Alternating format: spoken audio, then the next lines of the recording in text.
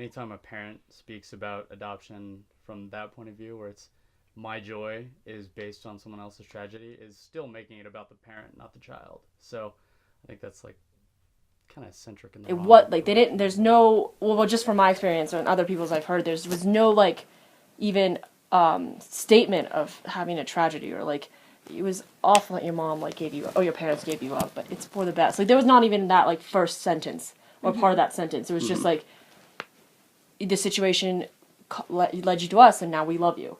Like, it was just, I just think it's really hypocritical, so it was... It definitely is. Especially because it's like a lot of those, I really think it just is so centered around that older group of adoptees who were like the first ones to come over, because a lot of them have used, like, they've described it as the worst trauma that they've ever had in their life, right? They were ripped away from their homeland, that they deserve to be raised there, that they're going back, that they have some right towards, like, all that culture. But to me, that's the same idea of, like, anybody being born in America. You're raised in the culture you're raised in, and it's not There's like nothing you can do no one about owes it, you anything relating to a culture or anything. But yeah. I don't like my family in particular, and I'm sure a lot of yours are very similar, where it's like adoption is not a hugely negative thing. It's just it is what it is, and you know, my family loves me, and I love my family, so I don't think it really needs to be more complicated than that. Yeah. Well, that's similar, I think. It reminds me of kind of this idea that they feel like they have a right to a culture. I think it was like 2 years ago, my friend like brought up this article, or like a new founding like theory or like discussion about how adoptees or like adoption should be like illegal or stopped or like reduced or decreased, just because a lot of the adoptees have trouble finding their identity. And, like, my first thought was what you just said, was that, like, no matter if you grow up in China and you're adopted, and then you anywhere, or grow up in America, or adopted from America and grew up in China, or vice versa, you're going to have identity problems anywhere. So I think that it kind of relates to you, where Absolutely. No matter what culture you grow up in, you're going to have a sense of, like, wanting to know your heritage or your roots, or, like, this desire to learn more about your past. So I don't know, that was just another, like, point of how ridiculous this is. Exactly. Right. But the quote is for the parents, and I can see why they would kind of want to have that sort of thing available, because it's like they were getting, backlash from people like, oh yeah, you want a kid of your own, so it's like, oh well, it was someone else's tragedy, it's my joy, like it's a good thing, I'm doing a good thing, and then maybe that kind of made them seem as more of like a hero to their peers rather than just I'm adopting a kid, and it's like the intent was there, just like you guys said, the tragedy is not the right word for it. Exactly. But I understand that they are trying to like not want to relate, but just kind of help back us up in a way. But again, wording was very poor on that one. Exactly. Yeah. No, and I'm curious to see what you guys' thoughts are on this too, because growing up, my parents were always very candid about adoption. Like it was always very clear that we were adopted because they wanted kids. We needed a place to be. This like all really worked out in a pretty serendipitous way. Yeah. So, and that was it. I don't know what other families' experiences were like, but I always knew I was adopted. Like I mean, yeah, and it's not like they tried to hide it. Like there's no like that. Yeah, but like I've always known, and like I remember my parents said, I thought when I was younger that I don't remember this, but they kept telling me like I thought I was born in an airplane, because I know like I always came like every time I see an airplane I'd be like baby, because I thought babies came from airplanes, because that's where like I just thought. But then I mean I've always known, or I'd just be like I'm adopted. I knew. It was no secret. No, I think one time I asked my mom, like, Mom, where do babies come from? And she was like, well, you came from China. I'm like, oh, okay, babies come from China. She'd be like, Taylor, where do babies come from? I'm like, from China. Finally, I realized, I wasn't actually from you when I actually learned where babies came from, so. I think my experience was kind of more gradual. Like, my mom didn't want this, like, one moment, like, when she turned 16, we're gonna let her know that she's adopted, like, this epic realization. But I remember she telling me that when I was little, we read this book. I don't know if you read it, but it's called, like, Mama Coco Love or something like that. I'm not quite sure what it's called. Just like an adoption book? No, it's about a bird. Oh no, I don't think it's about I forget what it's called, but it's about this bird that goes around to different families. It's like, are you my mom? And they're like, oh yeah, no, I'm not your mom because I don't have like feathers or something like that. Right. And then he goes around and then he finally finds I don't know, this walrus or like this other animal. I think it's like an elephant. Oh, an elephant. Yeah, I think I know an opposite, exactly an what opposite you're animal. talking about. Yeah. And then it's like, are you my mom? And she's like, oh no, but I can be. And then the bird's like, but you don't look like me. And then she's like, that's okay. Like you don't have to look like me to be a family. And then she has all this whole like family of like random animals. So we read that a lot. So she's kind of, my parents were just implemented in my life and wanted me to like grow up with the understanding that families don't have to look alike, and not necessarily that being said like you're adopted, but just when I do discover that by myself, then it's like, oh, that's okay, like Yeah, I think fine. it'd probably be kind of hard for most of our families to hide the whole adoption. just a This little. is Yeah, like it's not- the biracial thing. Yeah.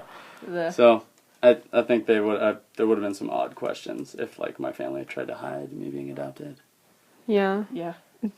Or Awkward, maybe too. I don't know. Maybe I wasn't a very observant child. It's just like be. I spent Yeah, my time out in the I mean, sun or like, something. I think we all get to a point where we're like, yeah, I'm not really looking like you, but like, yeah.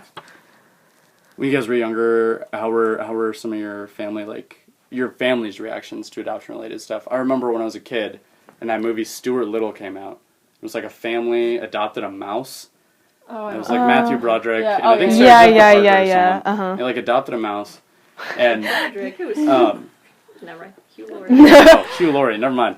But I remember my mom being like so upset about that movie, and I just thought like, oh, this is just a movie. I don't care about anything because I'm like 9 or whatever. So I thought it was nothing, but it was like the concept of a movie about adoption being like the child is like a mouse, and then there's humans adopting a mouse. Is like she was she was hugely offended by the idea that they were like comparing adoption to like getting A mouse? pet. Oh, And I was okay, like, yeah. Oh, yeah. I don't I know never if that's thought that necessarily way. like Yeah, the whole, yeah. Because couldn't he speak? Yeah. It was Yeah, Like, so, it's you an know. anthropomorphic mouse. It's not like I think that was the beginning of when I became afraid of talking animals. Yeah, oh god. Like I didn't view it as like adoption an issue. offended adoption issue. But then again, I was Yeah. young, so. I don't know. Even as I get older, I'm less Yeah, I and feel less like- offended by all this stuff. Yeah, I feel like as I- a kid, yeah. I just tried I to feel like when you assimilate get as older. much as possible, and then Yeah. you know, Definitely. if adoption did come up, it'd be like, oh yeah, I'm adopted. And it was only when they would say more about it that I would feel more awkward about it. When they made me kind of more aware of the situation, like, and they started asking questions. Yeah. And it That's like when- pointed out to you that you're Yeah, Yeah. and you're just like, Oh. wait, you know, this isn't normal, I guess. that was never fun. I don't know if you've ever experienced this, but like, do you find people who try to like ask you questions about like, oh, do you want to find your birth parents, or like, Yeah. why are you adopted, or like all those type of questions? I'm like, why are you asking? Yeah. Not only that, but like afterwards, they're just like, oh, I've always been afraid to ask you. Mhm. Like I've always like thought it was a sensitive topic, and they just get like really like hesitant and Yeah. awkward. When they get weird, it makes me feel weird. Yeah. Does that Yeah. happen Like, just to it's you, not. or is it more like just Yeah. straightforward? Because all my friends, and I go to like an international more accepting school, so it's just weird for me for when adoption comes up. It's such like a weird thing for them to talk about, and I'm just like, Well, what are you doing? Like, just Think about it, you know, if you were raised like that, wouldn't you be a little hesitant to ask somebody about that? Or like think But- about somebody that you know that has a different living situation that you're kind of like iffy about asking them about. So I can see where it comes from, and I think it's more out of ignorance rather than trying to make you feel weird or trying to be hostile or, you know. yeah. I definitely yeah. think that we like in particular now, just on the internet age of every word that you say is dissected and it's recorded and it's forever. Everyone tiptoes a lot more around what they think is and is not appropriate for them to ask, and Yeah. maybe Yeah. so they're kind of afraid of the idea of if offended. I ask this and I offend somebody, is this going to like follow me for a while? Am I going to be remembered Yeah. for the rest of high school as the kid who kept bugging somebody about adoption? Like, Yeah. so I think like there's a little legitimacy to being uncomfortable asking those questions. It's just like it's up to us on how we want to respond to them. Right. Oh, yeah. I'm always Big. one of those people who's just like, I Don't don't take it know personally. why it's yeah. relevant, but okay, I'll answer your question. I don't think it's. I mean, I agree with you, but I think I was trying to like communicate more the idea that the awkwardness and the hesitation is equal to like if they were asking about like the ISIS situation to like someone like someone So who was. it's almost like talking I'm dead serious. politics It's for them, talking like, about politics. yeah. Or talking about like Yeah. what is a hijab, like what is that, or like it was just. And to me, I just think like, and again, maybe it is because I've grown up as an adoptee around like other adoptee people and all that stuff, but it's just I don't think that those are equivalent. And so it's weird for me when people come up to me and are just like completely awkward about it, as if they're talking like a serious life or death question. I think unfamiliar topics have a tendency to be like that. People So are ignorant. whatever the topic is, right? It could be I- anything from your diet, like if you're a vegetarian. I know Yeah. a lot of people when they meet me, they're very confused and like. Yeah, they're like, why do you, 100 are you 100 sure you don't follow-up like me? Yeah, questions. like Yeah. that. So it's Yeah, I like feel anything that. that someone's not familiar with. I think that's definitely really common where they just are so unsure of what is and isn't okay. And should I have an opinion about this? Should I not have an opinion? Is this the right opinion for me to have? I Either guess way, it's you just my shouldn't- mindset of like growing up because You I shouldn't just take ignorance personally, you know. If It's somebody's gonna normalized ask- for no, us. yeah, no, I don't. I- I yeah, just think I was it's, I it's think- interesting to like be around Yeah. the communities being questioned about one thing about a religious / like political topic, and then be questioned about this. And so I'm not saying that I take it personally. It's just it's a very definitely. interesting observation. Yeah, but as that I've never adoptees, put we, together like- because I'm adopted. So. Yeah, but like as adoptees, we have this perspective, and like, I mean, like as we're talking about now, we should like let people know that like, just don't be tiptoeing around the actual idea and just or question, just like kind of just ask it. Don't make it weird. So make it's it weird. it's nice that like, I don't want to say we're different.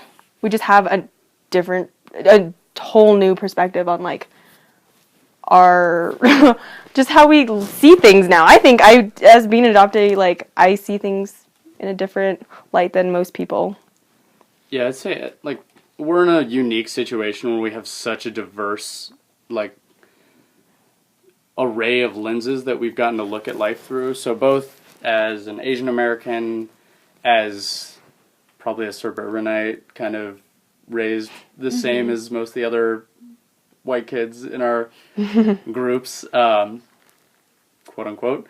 And then, just all the different opinions that we've gotten to like view life through are very different than everyone else's. So like most of my Asian friends can't relate to going home and then having conversations about certain topics that like are very normal in maybe white society that are less normal in Asian society and vice versa. So they're the norms in different cultures, I think, mean that we have No, yeah, I get it because I have viewpoint. I was just talking to like 2 other Asian friends but they're not adopted, and they were just talking about how their parents, and when they know their parents are getting mad is when they start yelling at them in either Mandarin or Vietnamese, and then they're like, right? And I'm like, oh wait, yeah, you're adopted. I'm like, yeah, I have white parents. So they just yell at me in English. My parents say my middle name really loudly when they're mad at me. Yeah, so They it's say like it a no lot. foreign language, but yeah. like, yeah, and my friends sometimes forget that I'm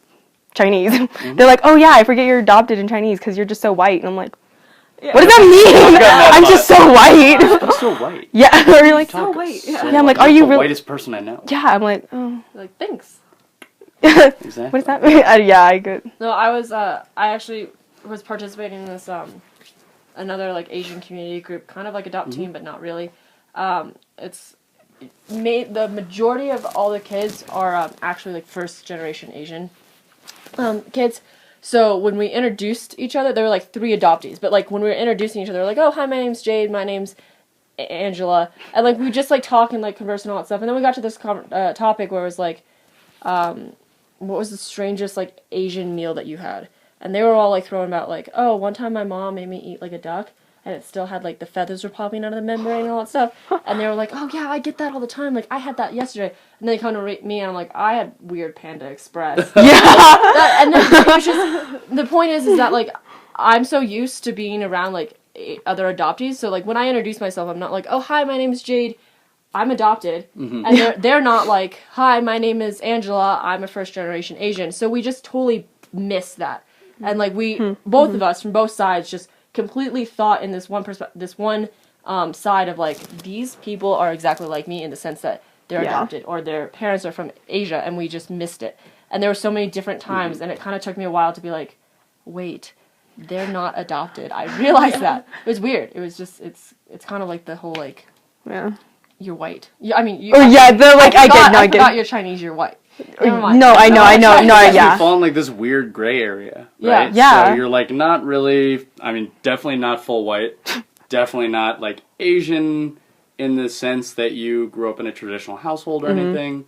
And so that weird middle space, I mean, that made for a weird growing up experience too. Yeah. But I think, like you guys said earlier, it's good. It's a good perspective to have. I mean, how lucky are we that we can see through that scope of like two different worlds? You know, I think it's cool.